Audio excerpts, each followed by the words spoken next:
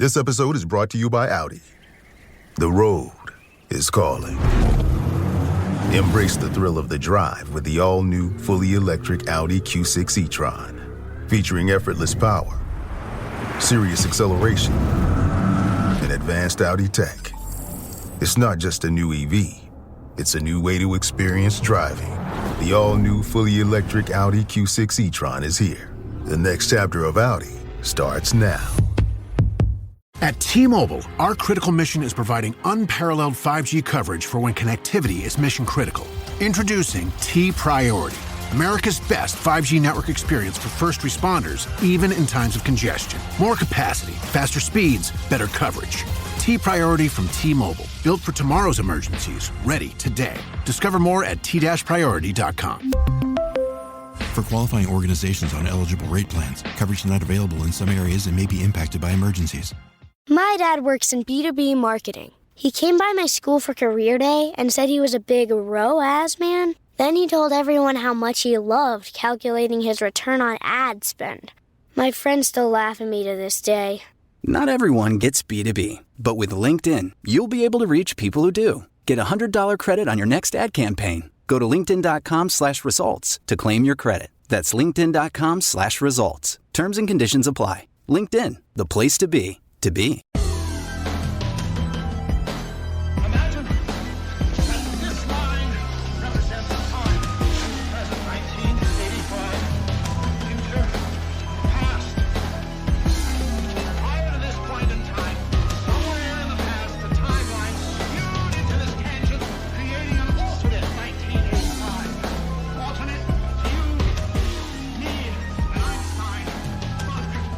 Reality for everyone else.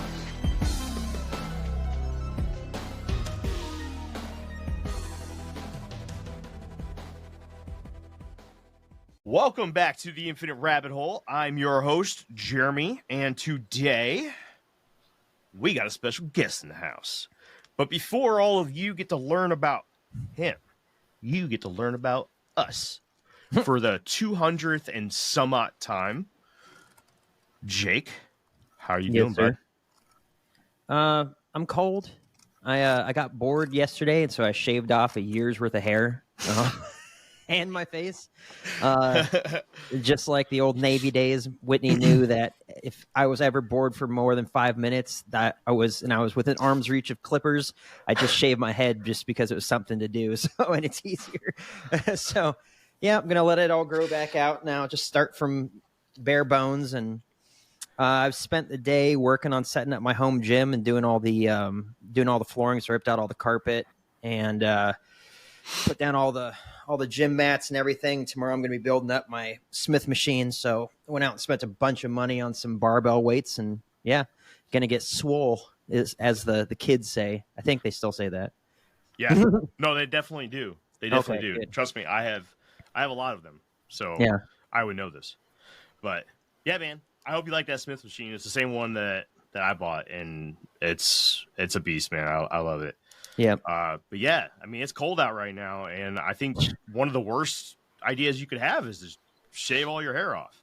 Well, I wear hats, so I wear beanies outside, so there's really no need to have a bunch of hair because no one can see it anyway. Yeah, so, you know. Anyways, yeah, man. Well, I did something cool this week. What'd you do? I got myself a tattoo. I seen that. Look at it. The pictures. Look at it. Look how cool he is. That's pretty cool. It's a jackalope coming through a portal. Although it is not my Infinite Rabbit Hole tattoo. That will be coming when I go with you, sir. I don't know. It's like I want to get some forearm tattoos, but I also want to be like the CEO of a company one day. So I don't know if that's a good combination, you know? CEOs all have tattoos now, man. Oh, yeah, do they? Yeah, they all do. All of them. Every one of them. Every one of them. Yeah. Yep. Some of them even have face tattoos. No, dude, they're just too expensive. I got other stuff I spend money on, like motorcycle parts and stuff. Just, you know. Wow. I was reading an article the other day about I can't remember the name of the company. It was some veteran-owned company, and he was talking about tattoos. It was in Inked magazine, and the guy he was the CEO, and he was talking about all the tattoos, and he's like, literally, man, I have my butthole tattooed, and I was like, there it is. I mean, and that was the trigger I needed to go out and get another tattoo, and I was like, oh, if he could do it, I could do it. So, dude, I haven't gotten a tattoo in like 8 years. No. It's been a minute. Well, we're gonna have to go see my boy Alex over at Skin Prints in Eau Claire, man. He does a good job. Look at it. He did a good job. Yeah, it looks good. It looks good for sure. I just don't know. I just don't know if I can commit. I hate all my tattoos except for one. I've got 14 of them.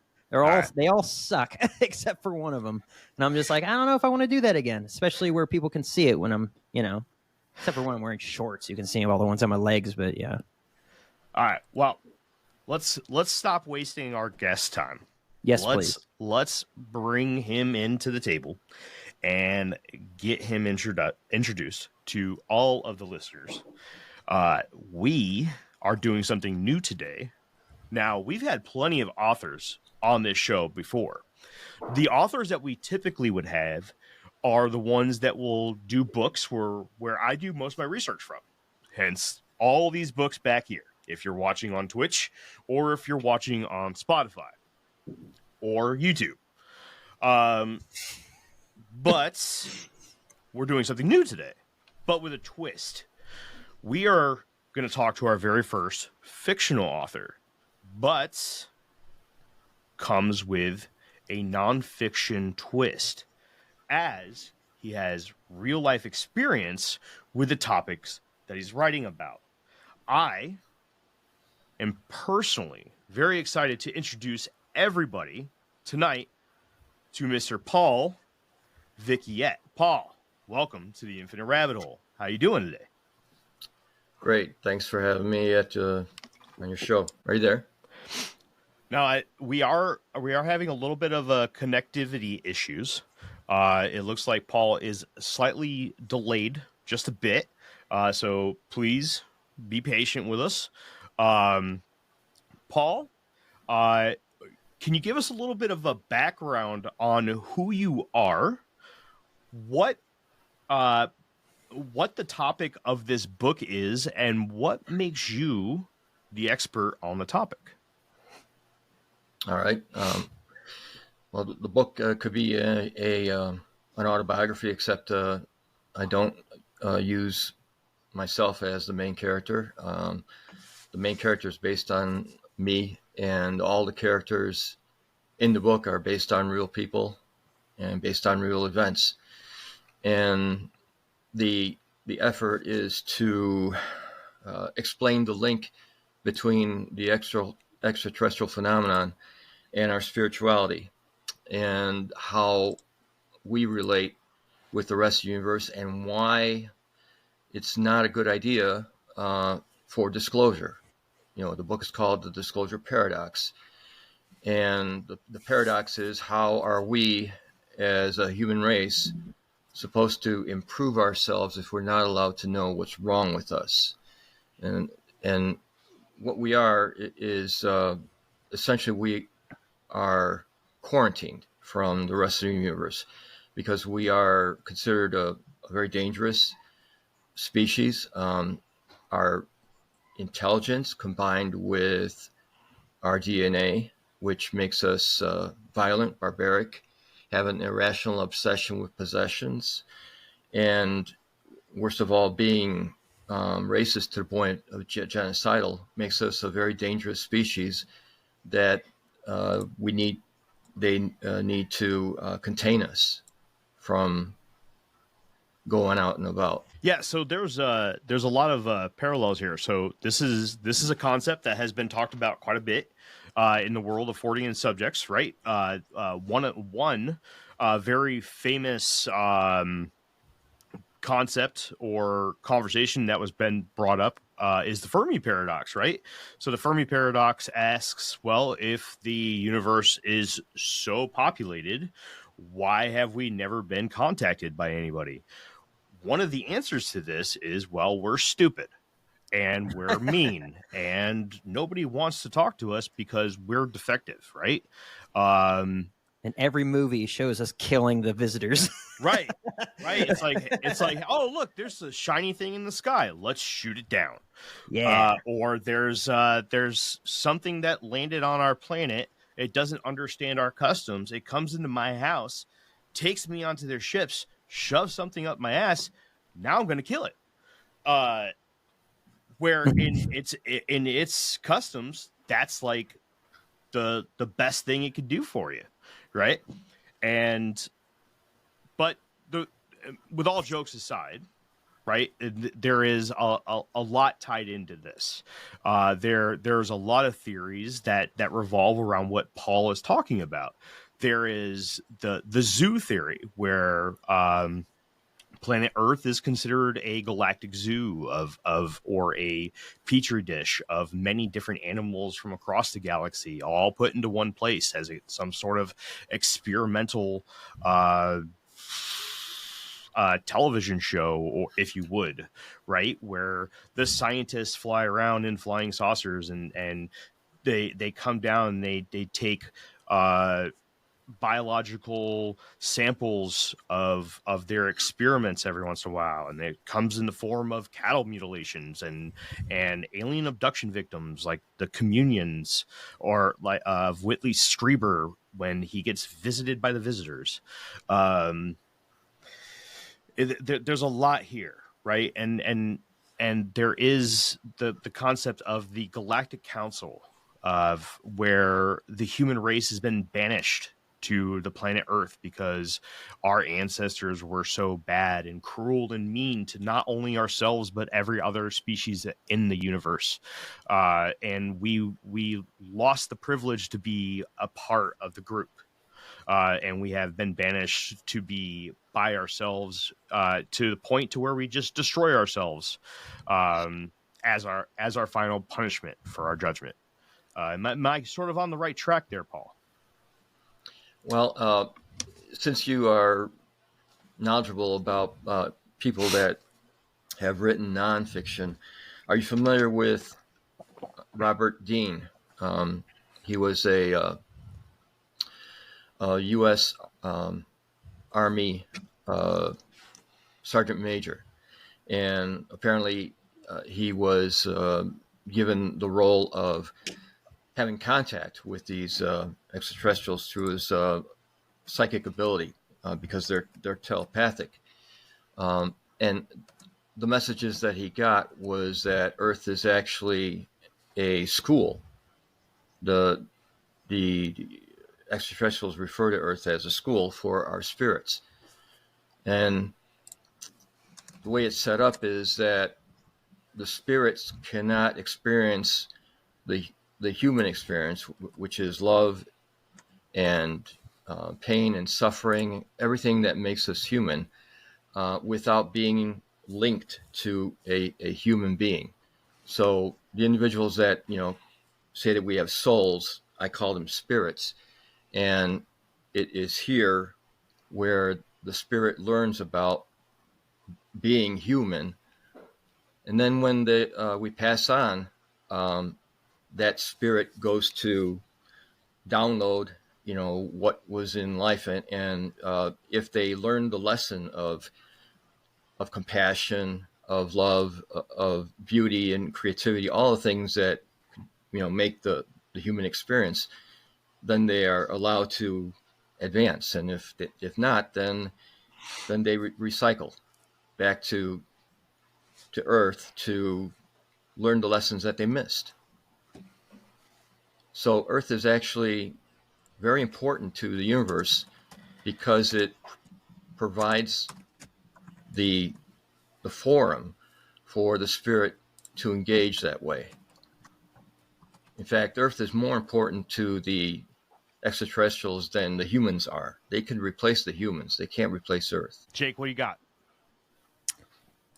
I'm not going to argue with our guests. I'll argue with you. I'm not going to argue with him. It's an interesting take, but it sounds like, was it Buddhism? Yep. Essentially. There's a lot of Eastern religion. I don't know much there. about it, to be honest with you.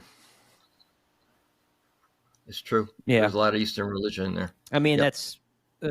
that's I would say that's a probably, if Jeff was here, he would probably agree with you.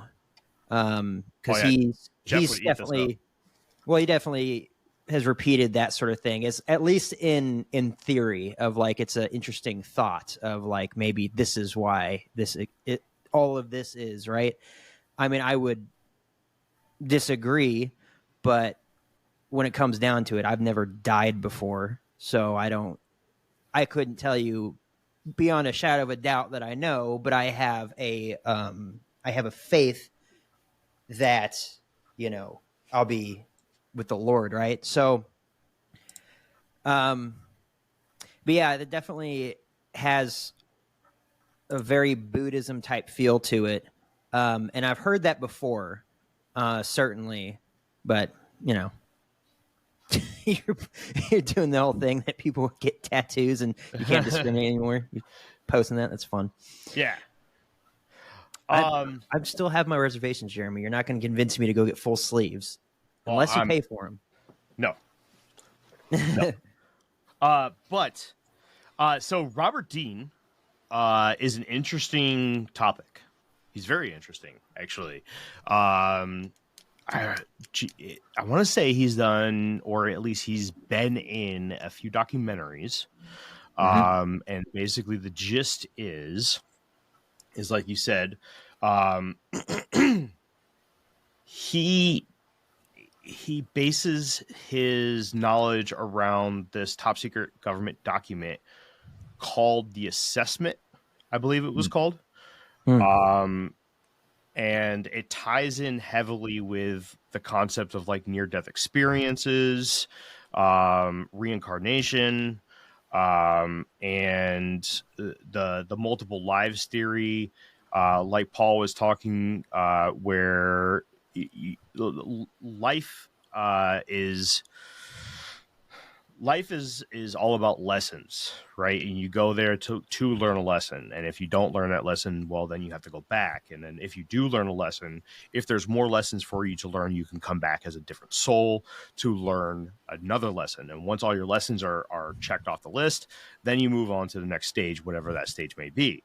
I'm not too familiar with it. I know that he had... he claimed to have this kind of off title, this off top secret title. If I remember, it was like Cosmic Top Secret or something along those lines, which is a kind of a strange title, just because top secret isn't necessarily a title. It is a privilege to a specific topic. Just because you have a top secret clearance doesn't mean that you have a clearance to everything top secret. It means that you have the right, the need to know about a specific topic. So like, you know, I have a top secret clearance about this water bottle, right? I need to know everything about this water bottle, but I also have the duty to make sure that nobody else knows about this water bottle. So I need to check your paperwork and your credentials to make sure that if I share any information about this water bottle, that you have the need to know or the top secret clearance to learn about it. Doing a terrible job showing everybody on that water bottle on the video. I know, right? Revoke your clearance. But it's so when he was talking about like I may be wrong with the cosmic top secret, but it was some sort of top secret clearance where he had like it was some sort of astral body term that he used in front of the term top secret. And that was a sort of a red flag for him. But I remember that he ended up suing his town in the Southwest. It was either New Mexico or Arizona, because he worked for the town or the city, and they ended up letting him go or treating him unfairly because of his beliefs in UFOs and aliens. And he ended up winning. He ended up winning a discrimination trial for it. And he ended up winning like 6 figures or something along those lines. Good for him. Yeah, he's since passed away, I believe, if I remember Yeah, correctly. he did. He has A couple since years passed ago. away. But his story is really good. It's a very, very fascinating story. He does make some pretty out there claims, but the interesting thing about some of the claims that he makes is that they're reiterated by other people, right? And that's the fun thing about all of these people who make these kind of claims, is that over time you start to hear more and more people come out with similar claims and concepts, and that's what we're really hearing now. When we hear like Lou Elizondo come out and he's talking about these gravitational displacement craft that literally displaces gravity around the entire craft's body, and that's how they're able to move at all these incredible speeds and do these incredible movements that would literally leave a human being inside of a human built craft in a consistency of soup, you know. And but Just that's how sloshing around in there. but I mean, what do they call them? They call them like all domain vehicles, right? These UAP all domain vehicles where they're flying through the air, and then all of a sudden they dive into the water, and then they see them jet up into the sky and straight up. And obviously, the only place it can go to is what Jeff likes to refer to as fake outer space, and you know, so that it doesn't matter where they go, they don't skip a beat, they just go, right? And it doesn't matter what the resistance is. But apparently after reverse engineering, then you have Bob Lazar from years ago that was telling you about this, you know, 20 years ago, 30 years ago. Bob Lazar was telling you about this gravitational replacement or displacement technology that these vehicles had. And nobody was listening. Nobody took him seriously. And now they're talking about it on congressional floors. Lou Elizondo is talking about it in his book Imminent. You know, I don't know. I know I kind of went off on a little bit of a tangent there, but that, you know, just to talk about Robert Dean, that's kind of the same thing that we're seeing, is that, you know, Robert Dean was talking about this kind of stuff, but you're seeing the same sort of fashion come out with some of the outrageous things, or people, you know, were claiming were outrageous that Robert Dean was talking about. Now you get some people that are coming forward, medical doctors that are talking about near-death experiences. Like we just did that. What did we do? Like a two-part series on near-death experiences a little while ago. Some of those exact same things, those exact same concepts that we were talking about in near-death experiences, Robert Dean was talking about decades ago, 2 decades ago. Mm-hmm. When these studies on near-death experiences came out 5 years ago. It's some really interesting stuff, man. It really is. You know, yesterday's wacko is you know, somebody who really understood something about the world that we live in today. It's really, really fascinating stuff. Sorry, Paul. Yeah. I know I kind of went off on a tangent there, man. I apologize. So, Paul, I want to know how does this concept of we are here to like learn a lesson or, you know, whatever, all that stuff, how does that come into play in your book that you wrote?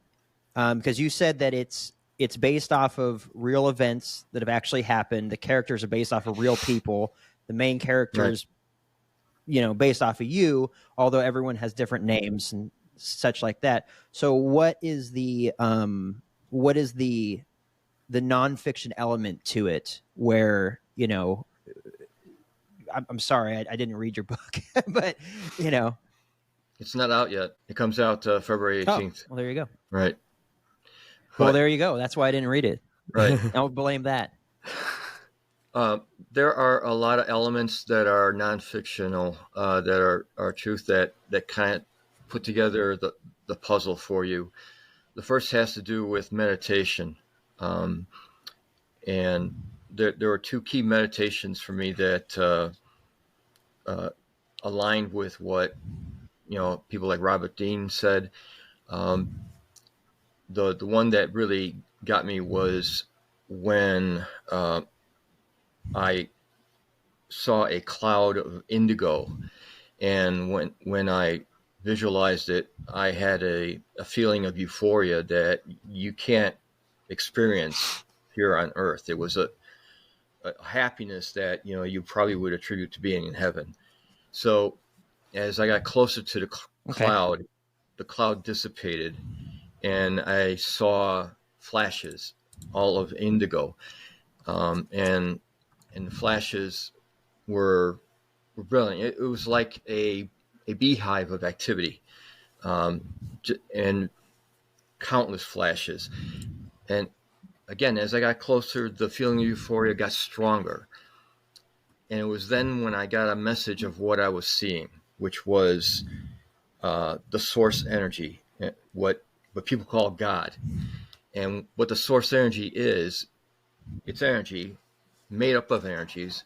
So all of those flashes are spirits between lives that are either downloading their previous life or uploading their next life. And they all combine to make this source energy. And when that energy has one conscious thought, it makes for a very powerful event. And once I realized what that was, I was back in my body. So that's one small element that. So you. Back. Go ahead. I'm sorry. We're still having a bit of a lag here, so I'm sorry if I'm being rude. So you said that you were meditating, and you had, was it some sort of like an out of body experience, or was this something spiritual? No, it wasn't an out of body experience. Yeah. Okay. And then you said you visited like an energy. Was this like a can you explain that a little bit more? You said it was like a bunch of flashing lights. Right. Yeah. It's just imagine a massive beehive. Instead of bees, you see indigo lights flashing. Uh-huh. That's what it was. It was a huge structure that was emanating that kind of energy, and of course the euphoria was probably part of that output. Very cool. That's freaking really cool. So is this something that you could do on command? No, that's the thing. Another out of body experience was that I was allowed to go through a wormhole, which was absolutely an amazing experience. If you saw the film Contact with I forget her Jodie name. Foster. Yeah, Jodie Foster. It was like that. It was lights. It was motion. I was trembling in my chair. The heart rate was high. And once I realized what was happening to me, I was back in my chair. So those were the two key out of body experiences that I had, and everything else is really subtle. It as far as an outside force affecting me. It's through synchronicity. It's through meeting people. Psychic women that would tell me the same message over and over, but about what I'm supposed to do, and it's really just about getting a message out to people in a way that I'm using fiction because I can't compete in the nonfiction realm, so I'm using fiction to. We may have lost them there. Do you get me? Just wait a second. Mm-hmm. Where did you lose me? Imagine what's possible when learning doesn't get in the way of life. At Capella University, our game-changing FlexPath learning format lets you set your own deadlines so you can learn at a time and pace that works for you. It's an education you can tailor to your schedule. That means you don't have to put your life on hold to pursue your professional goals. Instead, enjoy learning your way and earn your degree without missing a beat. A different future is closer than you think with Capella University. Learn more at capella.edu.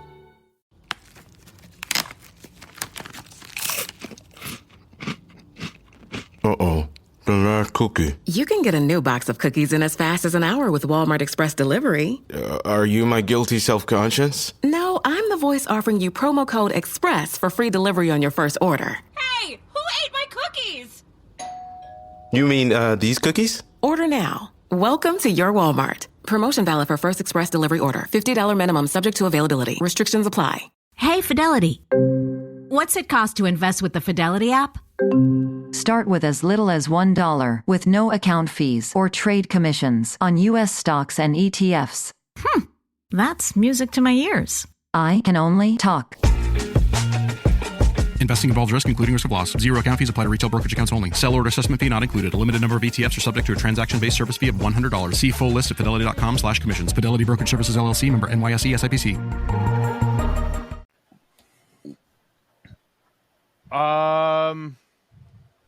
It's tough to say. You were in and out there for a second. You were talking about fiction because you can't compete. Right. I caught that bit. I think we lost him where he was talking about psychic women getting a message out. Right. Yeah. So one after another, the women would tell me that I have a role to play, and so I that's part of the message, is to try and get this book out in the form of fiction, because while he's working with that, Jake. Yep. Have you heard of anything like this before? No. But I don't do the meditation thing. I'm not in those circles, so I'm sure it's a thing. Yeah. The only thing I can think about with meditation is I think it's called the Kundalini spirit or something like that. This like that sort of like intense out of body sort of I don't know. I think there's like this in the Christian circles, they talk about that as far as being a demonic thing, but it's like the I believe it's like the state of like when you achieve what you're doing meditation wise, like you get this super intense feeling of like not being present and joy and all sorts of stuff. And it's like, but I don't know. It obviously I'm, you can hear the way I'm describing it. I don't really know. I've heard mention of it, but yeah, I'm not in the circles of the meditation sort of stuff. So it could be something that's, talked about quite regularly, and I just would have no idea. Yeah. No, I get it. Paul, you're back. Hello, sir. Dang it, Jeremy, you jinxed it. I did. Jeremy, you suck. I do. No,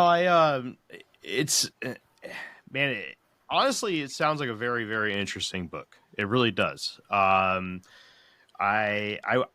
be grabbing a copy for sure. This is definitely right up my alley when it comes to the type of subjects that I like to read about, whether it be the fiction material that I have upstairs or the material that I have down here. I do have some topics that fit right in. Like I do have some of the topics such as near-death experiences. I do have things like deja vu, and I recently got some books on the Akashic records and stuff, where we'll eventually dive into some of that. Looks like we lost him there. He backed out. Hopefully he'll come back in and finish up. There he goes. Let's see. Paul, hello, sir. Yeah, I'm back. Is that better? Well, here we have a question from a listener right now. Okay. Do you mind taking a question? No, go ahead. Go ahead. We might have lost him again. I don't know, Paul. Looks like it might not be your night there, dude. That sucks. He has a very interesting story. I'd love to hear the rest of it, honestly. Really. We'd have to plan to have him back after his book comes out and we all get a chance to look into it. Yeah, so for kind sure. of a more appropriate Q&A about specific events, not just like, kind of, trying to glimpse into something that, no one has, access to yet. Try not to leave too much dead space in this episode. Not doing a very good job at it.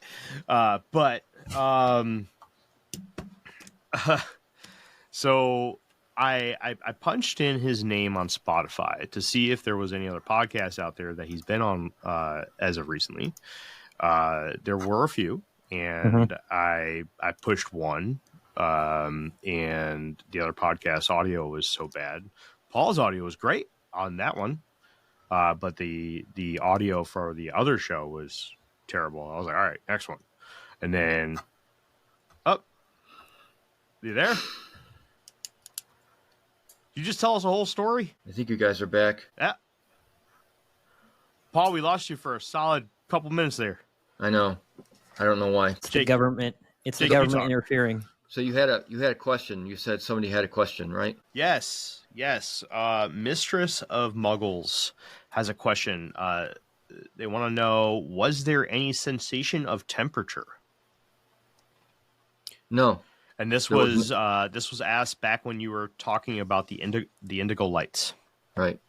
No, I didn't feel any difference in temperature. That's an interesting question because probably because it was going into the spiritual realm, and in the spiritual realm, the connection is with the third eye chakra, and you're separated from your body. Yeah.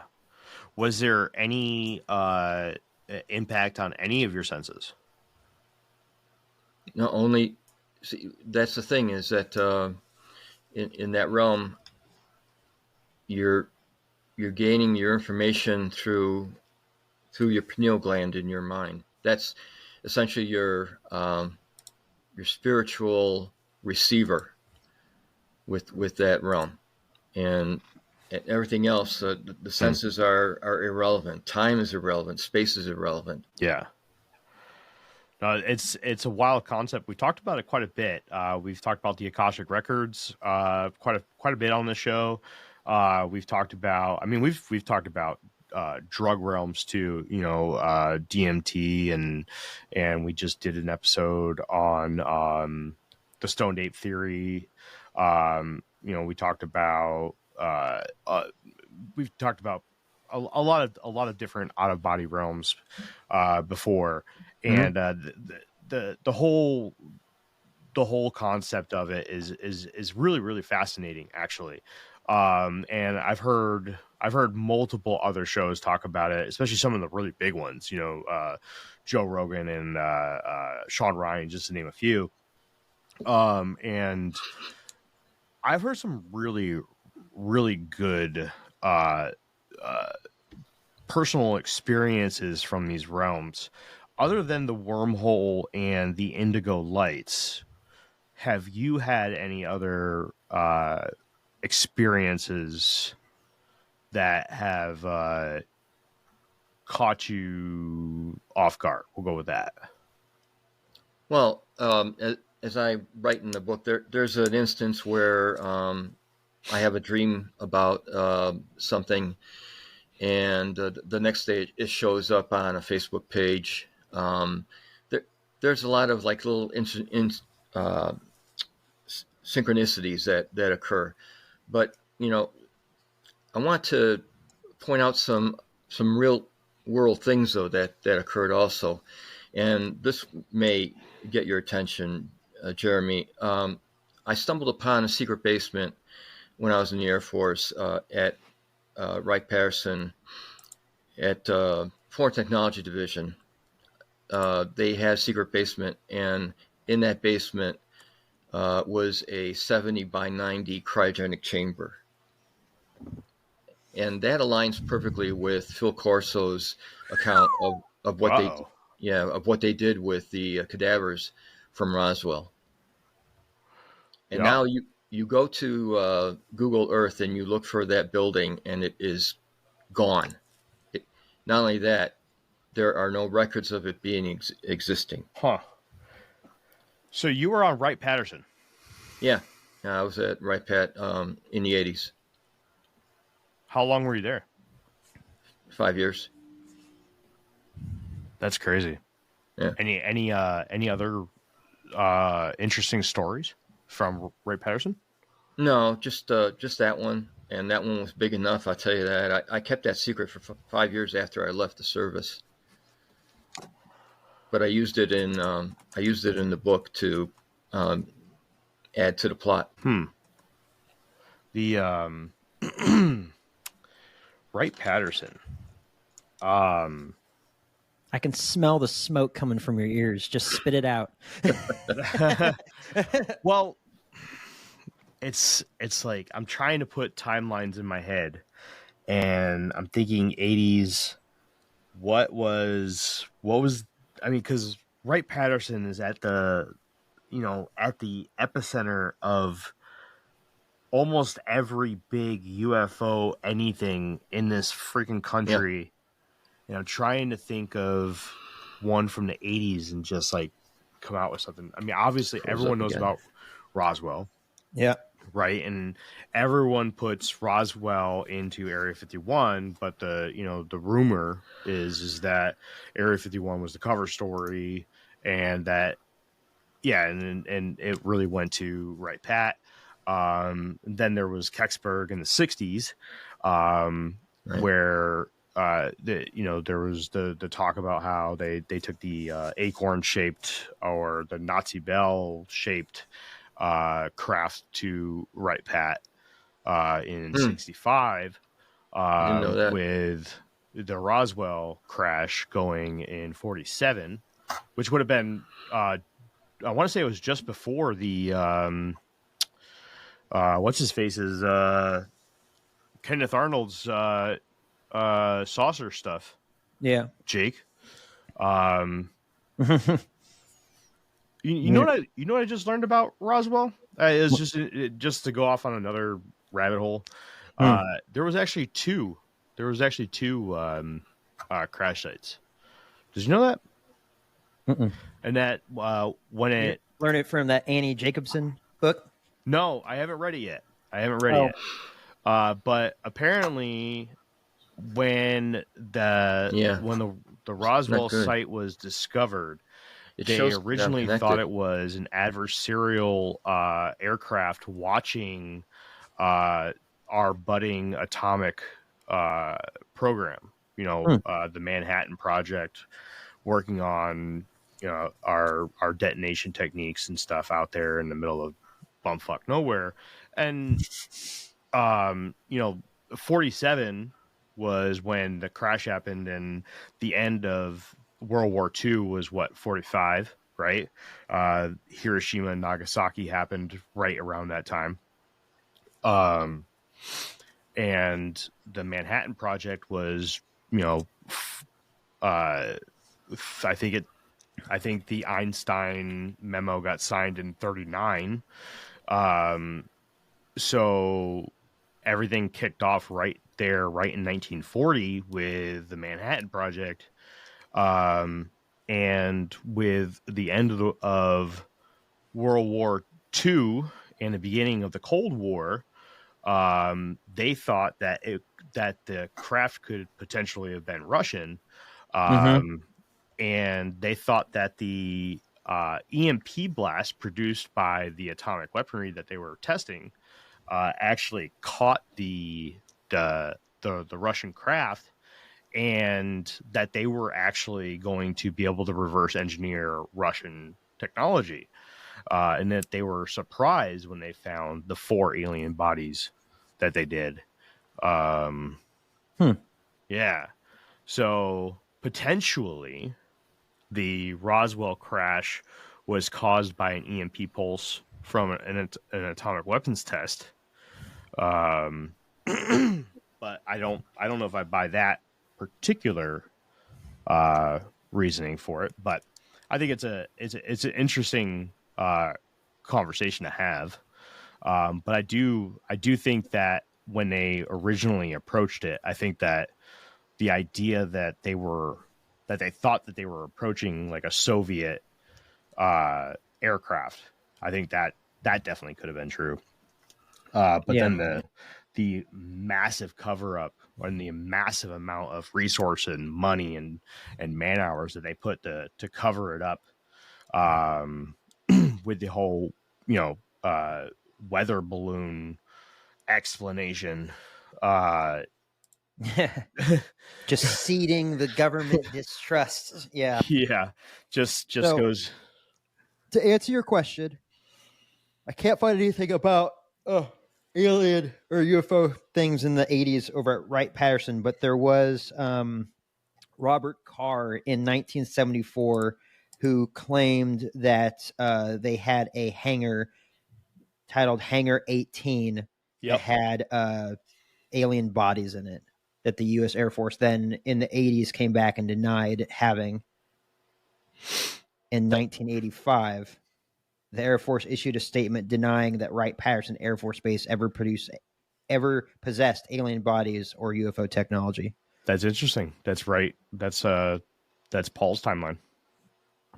Yeah. So if he comes back, we'll have to ask and see if he knew anything about that, or I don't know what his role was. You said that he was in the Air Force. Was he an officer?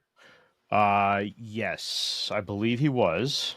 I apologize to anybody listening. We were trying to get that interview in. He does have a very interesting story to tell. It does seem like he's having a bit of issues with his internet.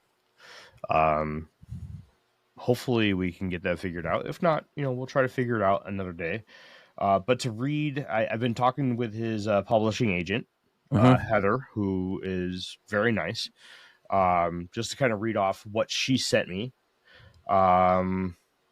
Let's see. His real life discovery of blueprints for an underground cryogenic facility beneath a military warehouse turned secure building, as well as other eye-opening encounters going beyond science fiction genre. The book is also a thought-provoking exploration of humanity's relationship with the universe. The idea that humanity's spiritual growth is essential for survival and advancement.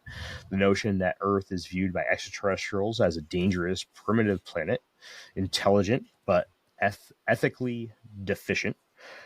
His exploration of extraterrestrials and knowledge about their contact with Earth, how the United States military industrial complex treats information today. Let's see, the Disclosure Paradox, which is the name of the book, is published by Right Away Books and available from Amazon, Barnes & Noble, Books A Million, Bookshop.org, Waterstones, and other retailers. About the author, Paul G. Vecchiet is an author whose speculative fiction bridges U.S. government cover-ups, extraterrestrial phenomena, spirituality, and the future of humanity. As a U.S. government civilian and former U.S. Air Force civil engineering officer, Vecchiet draws from real-life experiences in his novel, The Disclosure Paradox, inspired by transformative meditation experiences in 2009. Vecchiet weaves elements of his personal journey, including the discovery of a hidden underground space at a large, secure military facility, into a storytelling, which we now know as Wright-Pat. Born in Italy, Vecchiet immigrated to the United States as a child after earning a bachelor of architecture from the University of Illinois. Vecchiet served as a civil engineering officer in the U.S. Air Force with assignments across the globe. Today, he lives in Captain Bridge, West Virginia. And for more information, please visit thedisclosureparadox.com. Hey, there you go. See, there's his drop for his website. So please check that out for him. That's cool. You've got something there for him. Hey, Denny! Denny, to catch you up, we have a guest. Have both. have and had a guest, Paul Vecchiet. He is a fictional author who has weaved personal experiences into his story. He literally just joins in the second you get done reading his entire bio. Dang it. Well, read it again. But yeah, it's he has some internet connectivity issues, so we're just hanging out, BSing right now, waiting for him. We may or may not get him back on. We'll see. Yeah. I'm going for the Jeff look these days. Yeah. I think that's one of the more popular topics today. The chat has been going off about Jake's lack of hair. Factory reset. Nice. So I don't know if I told you, man, but I got walking pneumonia. Oh, that's what Big Mac had. Is it? Yeah, he got walking pneumonia, lost like 30% of his lung capacity. Yeah, I don't know what that means, but it doesn't sound good. It means that I have fluid in one of my lungs. The medical term is acute pneumonia. They call it walking pneumonia because it only affects one of your lungs, so you can still breathe and move around. And it could take like 3 or 4 months until I'm feeling normal again. But we had that influenza pass through the house. Got all 6 of us. Jeez. Yeah, and it was bad, man. So my temperature spiked one night to 104.6. And you have to take an ice bath? No. I'll tell you that story off the mic. But it was weird. It was weird. It was weird. You know what? Screw it. Let's talk about it. So I was sleeping on the couch, right? I mean, we have nothing better to talk about. So this is gonna be the second half of this episode is gonna suck just for anybody listening. But anyways, so I was on the couch, right? And when I have a fever, man, I am wrapped up in every blanket that I could possibly find. And that's I try to sweat it out too. But like for me, man, like I already deal with cold feet. I have cold feet no matter how many layers of socks I have on. My feet are always cold. And add a fever to it, and like my whole body just gets cold. My fingertips get cold. I can't get warm. So I'm on the couch, and which is funny too because you're actually warmer than usual. Yeah. So I fall asleep on the couch, and I'm just bundled up in every blanket that somebody's not using in the house. Yeah. And like I literally sent Jace to go around the house and grab every blanket that somebody's not using. I'm literally get the bath towels. I'm literally like under like 1.5 foot of blanket, and I wake up and I'm just drenched in sweat and hotter than hell. And I stand up and I'm like, I can't stand still. Like I'm woozy, room spinning. I'm like, oh man, this isn't good. And I'm like, I'm hungry. So I walk from the living room, like, man, it's really weird. It's kind of like you're drunk. Yeah. But not quite like that. Like almost like it was really weird, dude. It was like my perception was kind of like shifting in and like to the sides of my face. Your brain was cooking. Yeah. Yeah. It was really weird, man. And I went to my refrigerator because we had ordered pizza that night because we were all sick, man. We were just like, we'll just order pizza. I went to the refrigerator. I got a slice of pizza, and then I woke up in my bed with my shirt up over my head, and Katie shaking me, just like, wake up, wake up, wake up. And I'm like, what? And like she's like on me, and her eyes are like watering, and I'm like, what? She goes, you scared the shit out of me. And I'm like, what happened? She's like, I thought you were dying or dead.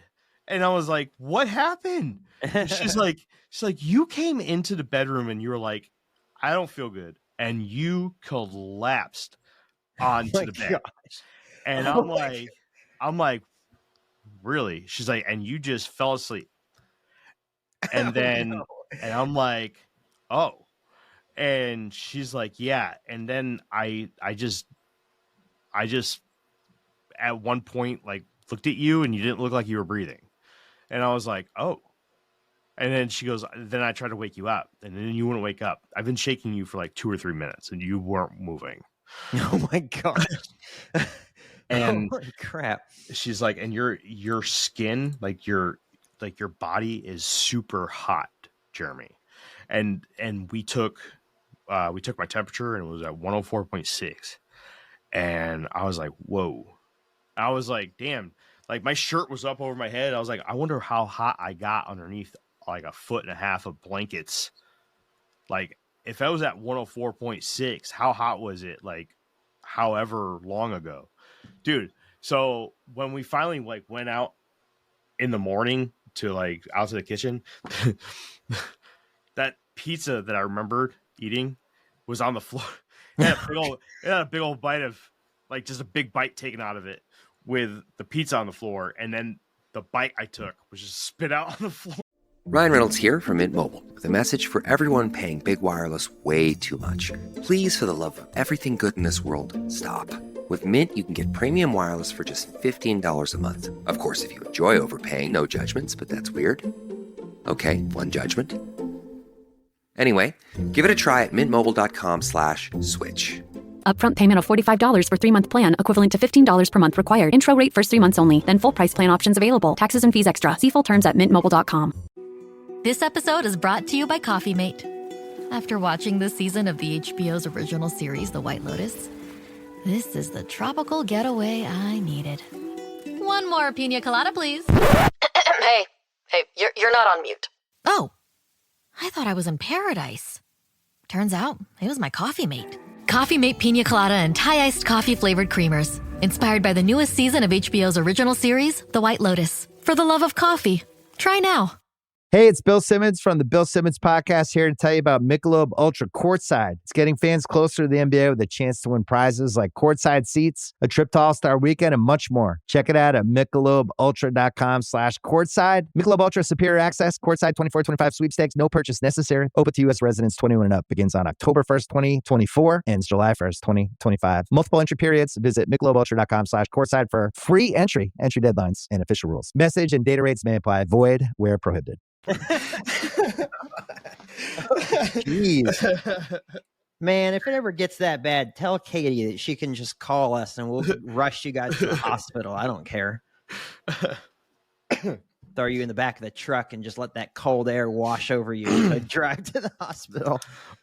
My youngest daughter got up there too. She got up almost to 105 too. No. Yeah, it was bad in here, man. And I mean, it was, you know, out of all my kids right there, I have a lot of them. I have 4, right? Yeah. That's a lot.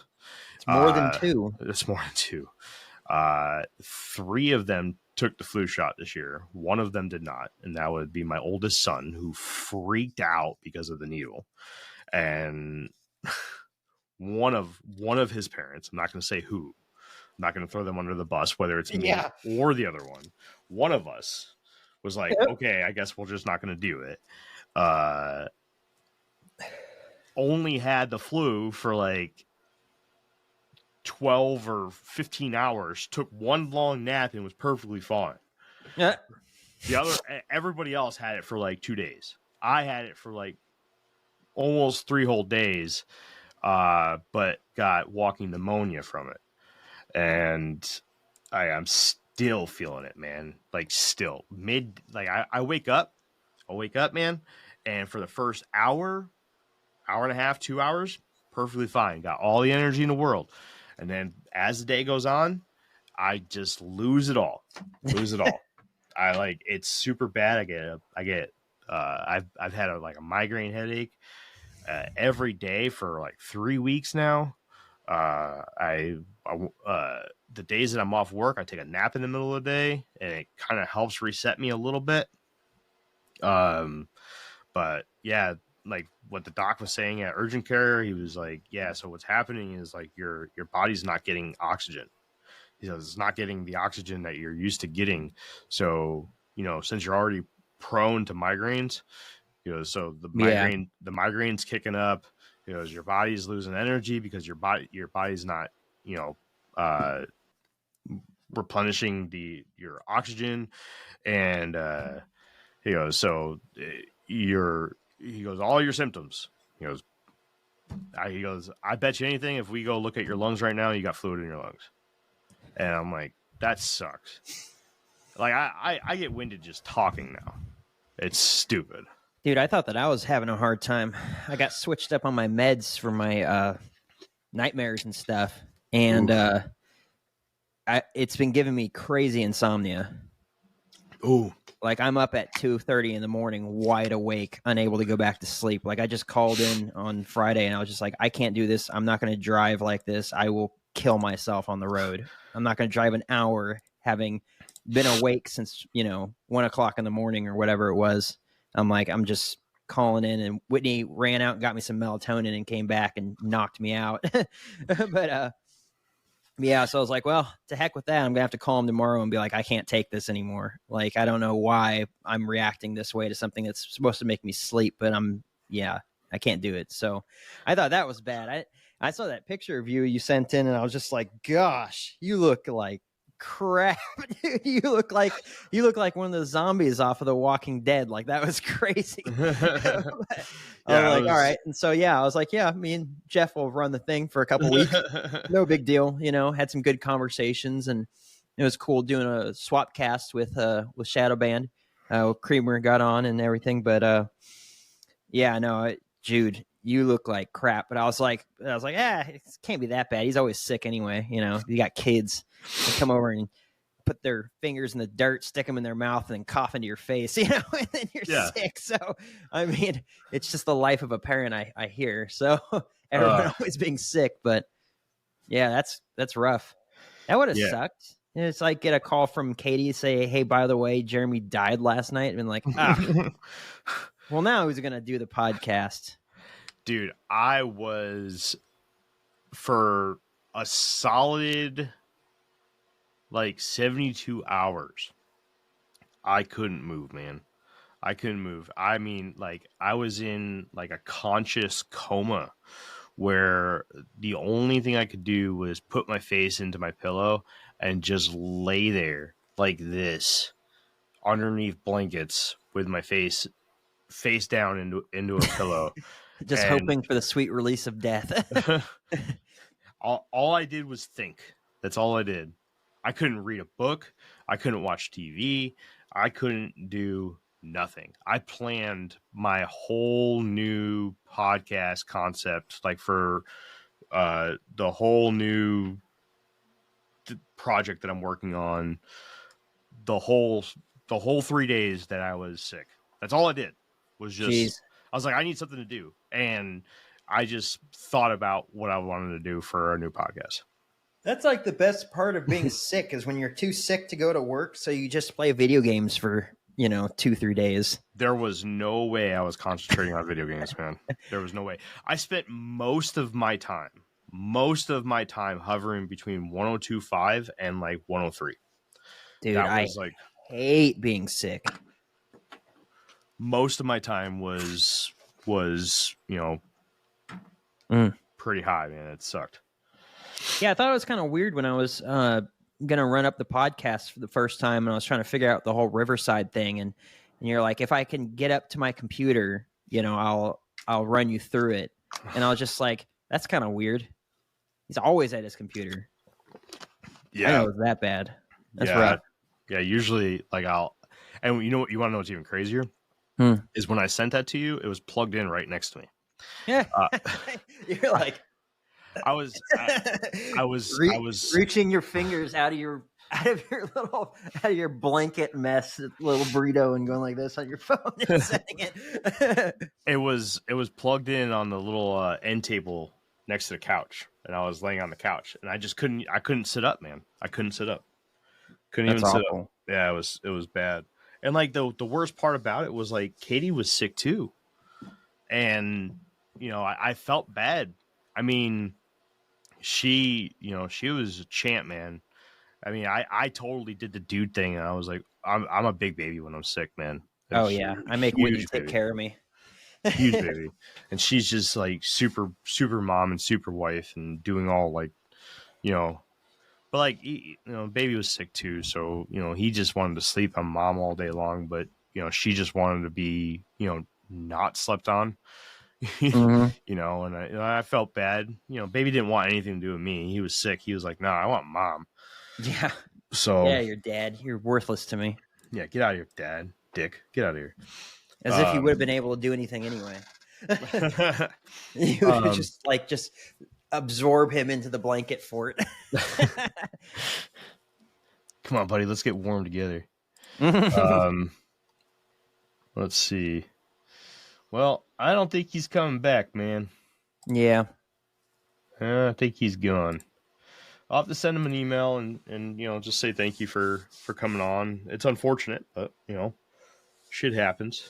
We tried. Yeah.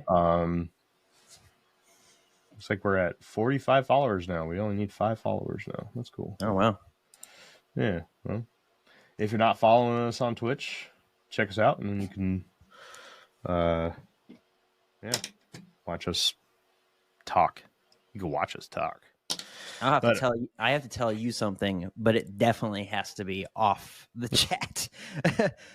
Well, I guarantee you that once you hear this experience, you're going to say, you know what? Being that close to death wasn't that big of a deal. Okay. All right. Well. All right. Well, that's it. I don't know what we're going to do next week. I have a few guests that I'm debating on reaching out to. I think I'm going to start swinging for some bigger names. Annie Jacobson, let's get her.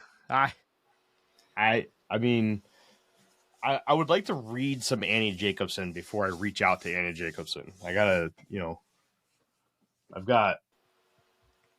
Don't you have Audible? I can't, dude. I don't want to read. I don't want to listen to books, man. I like reading. Yeah, but it's so much easier if you're already engaged in work. You just have an earbud in and you're just listening. Yeah, I don't. Nah, man. I'll listen to podcasts. I don't want to listen. I like reading. It's I know you like reading. It's relaxing to me. If I listen to her books, then I don't get to read it. So if I read books, I fall asleep. That's what my main problem is. Well, is the reason why I don't like reading is because I fall asleep while I'm reading constantly. Yeah, I mean that's what I have a fiction book next to my bed every night. I'll read a chapter or two, and I end up falling asleep to that. But when I'm reading one of these things over here, I don't fall asleep to these. Yeah. Except for where is it? Where is it? Where is it? Where's that stupid fucking book? Where is it? Where is it? Where is it, Jake? It's somewhere over there. Where's Mel's hole? Oh gosh. Not that. Where is anything but that? Where is it? You're probably in the trash where it belongs. It's somewhere. Freaking Mel's hole. Ew. I think I fell asleep reading that book. Yeah. Mel's hole. Oh my gosh, I should have known. All right, man. All right, everybody. Well, that has been another episode of the Infinite Rabbit Hole podcast. Until next time, travelers, we'll see you right here in the next fork of the path of the Infinite Rabbit Hole. Bye, everybody. Bye. Now, don't tell. Hey, everybody. Thanks for checking out the Infinite Rabbit Hole podcast. If you're looking for more of our stuff, head on over to infiniterabbithole.com, where you can find links to all the podcast players that we are available on, and even our video platforms such as TikTok and YouTube. While you're there, make sure to check out all the links for our socials and hit that follow so you know when all the new stuff from our podcast comes out. And until next time, travelers, we'll see you right here in the next fork in the path of the Infinite Rabbit Hole. Bye.